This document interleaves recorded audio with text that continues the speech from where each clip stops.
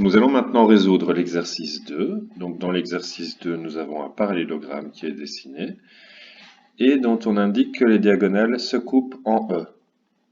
Donc il y a un certain nombre d'opérations à faire et il faut donner la réponse à toutes ces additions de vecteurs. Donc le vecteur résultant de l'addition des deux vecteurs.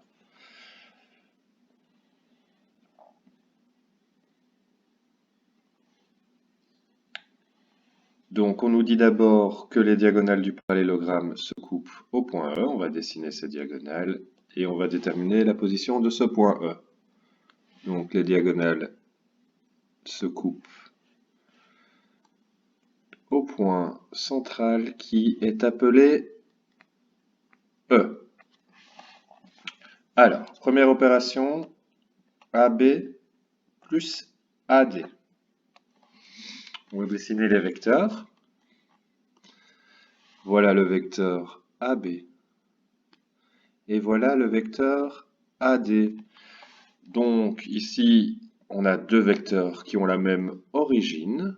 Il s'agit de deux vecteurs concurrents.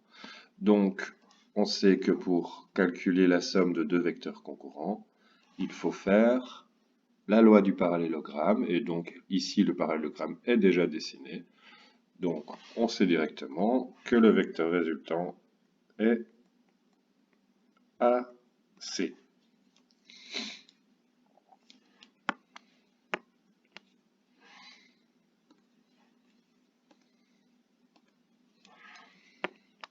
Continuons l'exercice.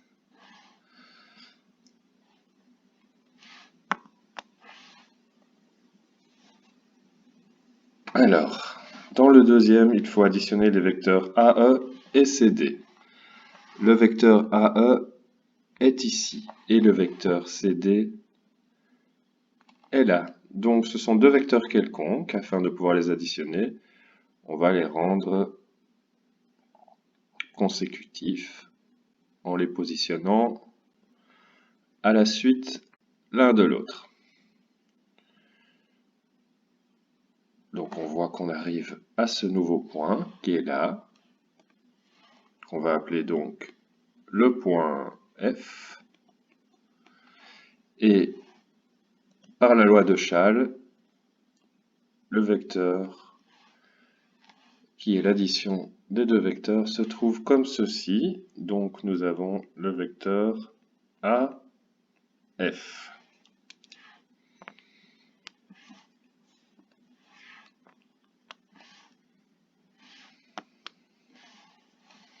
Ensuite, nous devons additionner les vecteurs AC et DB. Le vecteur AC est là et le vecteur DB est là. Donc, on a de nouveau deux vecteurs qui ne sont ni concurrents ni consécutifs, donc quelconques. Et donc, on va positionner le vecteur qui a été donné en seconde position au bout du premier, de façon à les rendre consécutifs. Et le vecteur, par la loi de Schall, le vecteur résultant est le vecteur qui arrive ici. Donc nous allons décrire un point G et l'addition de AC et DB donne le vecteur AG. Ici nous avons pour l'exercice suivant une différence de deux vecteurs.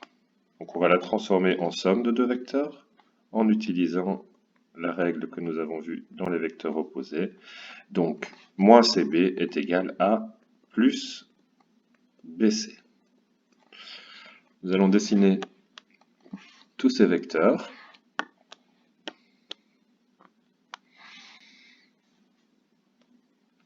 Premier vecteur AD, il est comme ceci. Deuxième vecteur BC, il est comme ceci.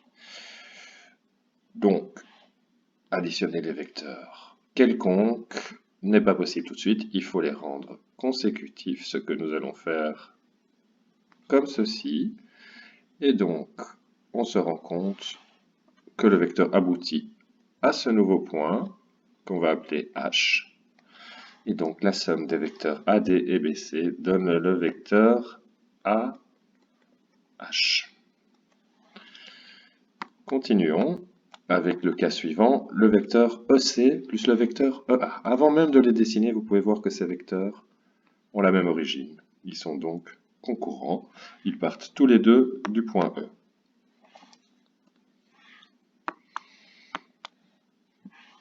Dessinons le premier vecteur, EC, et le deuxième vecteur, EA. On voit directement que ces deux vecteurs sont opposés.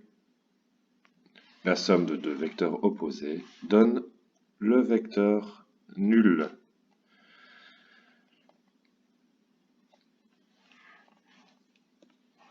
Passons au cas suivant, l'addition de deux vecteurs AD et CB. Le premier vecteur AD est ici, le deuxième vecteur CB est ici. De la même façon qu'à l'exercice précédent, on peut observer que ces deux vecteurs sont opposés. Leur somme sera donc aussi égale à 0. Exercice suivant, nous avons une soustraction. Donc nous avons besoin d'inverser le vecteur pour avoir une addition. On obtient donc BE plus ED. Et de nouveau, avant même de faire l'exercice, on peut observer que ces deux vecteurs sont consécutifs, car l'extrémité du premier est l'origine du second. On va pouvoir donc les additionner avec la loi de Schall. Dessinons ces deux vecteurs. Nous avons donc BE et ED. BE et ED.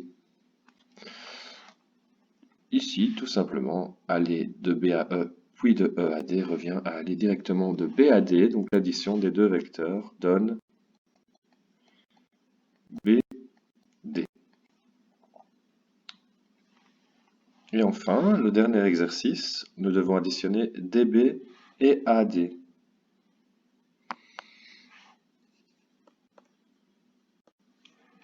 Nous allons dessiner ces deux vecteurs. DB tout d'abord, et ensuite AD. On voit que ces deux vecteurs sont en réalité consécutifs. Ça ne s'est pas vu tout de suite, parce qu'on les a dessinés d'abord le vecteur final DB, et ensuite le vecteur initial AD. Mais une fois qu'ils sont dessinés tous les deux, on voit directement que aller de A à D et puis de D à B revient à aller directement de A à B.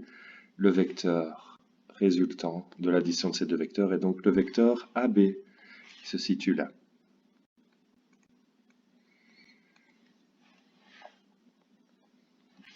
Intéressons-nous maintenant au dernier exercice, l'exercice 3.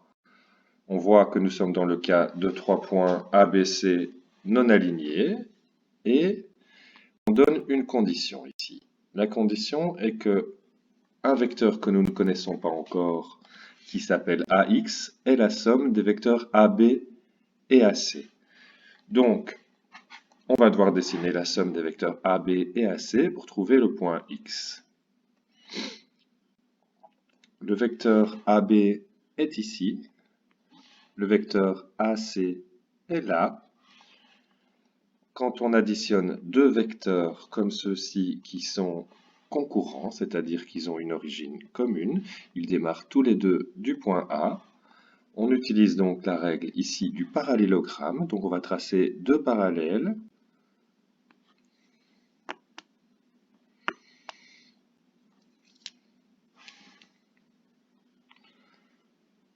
Et on se rend compte que le parallélogramme va se terminer à ce point. Ce point-ci s'appelle X, comme c'est terminé ici. Donc, voici la position du point X qui vérifie la condition.